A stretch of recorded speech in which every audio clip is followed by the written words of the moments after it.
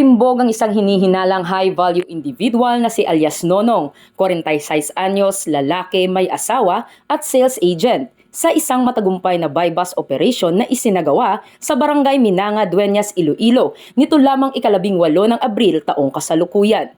Nahuli si alias Nonong matapos niyang bentahan ang isang police pusher buyer ng isang sachet ng hinihinalang shabu na nagkakahalaga ng 6,100 pesos.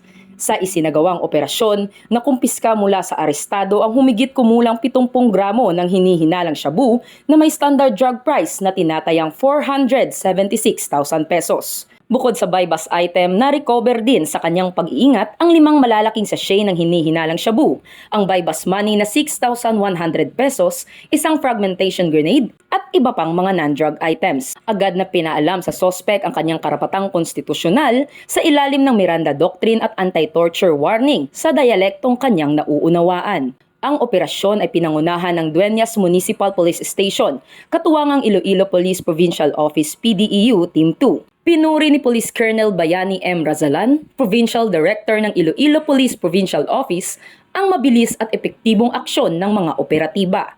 Ayon sa kanya, ang Semana Santa ay hindi dahilan upang magpabaya laban sa mga tulak ng droga.